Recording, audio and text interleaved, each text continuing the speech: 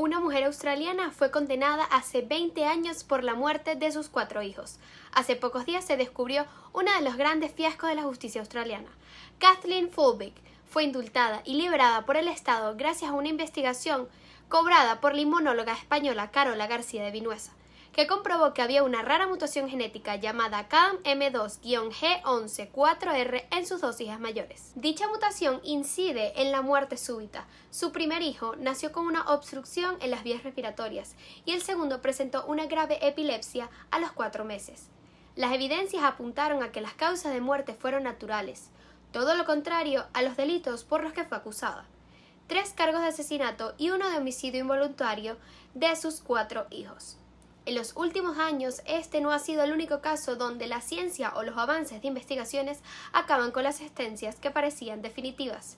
Kevin Skirland, un hombre que duró 43 años en la cárcel, es una de las penas injustas más largas de la historia de los Estados Unidos.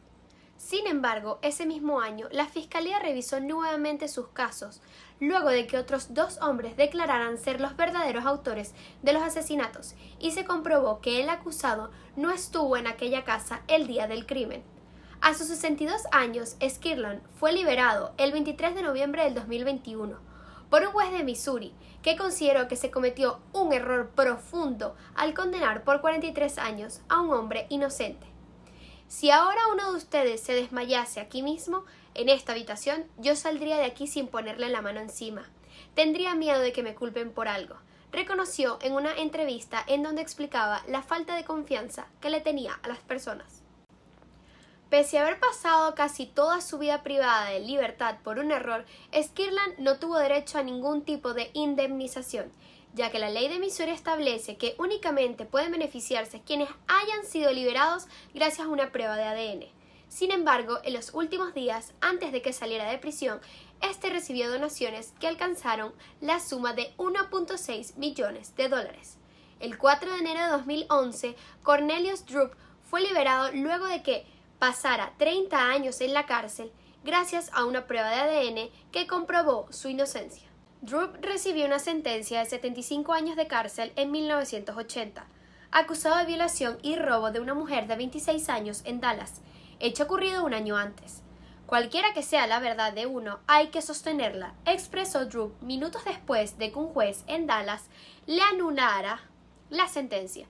Drup fue puesto en libertad en julio bajo supervisión obligatoria y estuvo bajo arresto domiciliario hasta octubre. Casi una semana después de su libertad, su examen de ADN ratificó su inocencia del cargo de agresión sexual. Al comprobarse su inocencia, esto lo convirtió en el recluso en Texas que ha pasado más tiempo en la cárcel por un delito que no cometió y que alcanzó la libertad mediante una revisión de pruebas de ADN. Las palabras no pueden compensar lo que perdí, dijo Drup en una conferencia de prensa después de la audiencia. Mis padres murieron y no estuve ahí. Creo que el sistema debe cambiar. En 1993, el estadounidense Kirk Boltworth se convirtió en la primera persona en Estados Unidos en ser condenada a la pena de muerte y luego liberada gracias a las pruebas de ADN.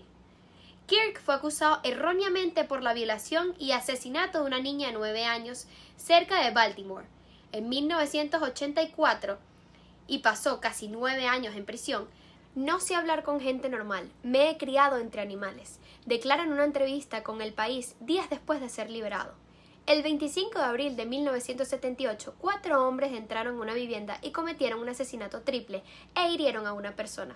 Skirland fue sentenciado a cadena perpetua luego de ser acusado de este crimen, cuando tenía tan solo 18 años. En septiembre de 2020, la Fiscalía encabezó una nueva investigación sobre la identificación de testigos oculares sobre la muestra del testimonio obtenido por Douglas, quien fue la persona que sobrevivió al enfrentamiento y quedó malherida. Determinaron que las declaraciones de Douglas no eran confiables. Gracias a la comparación de muestra de material genético, Boltworth logró demostrar su inocencia y fue salvado de la muerte.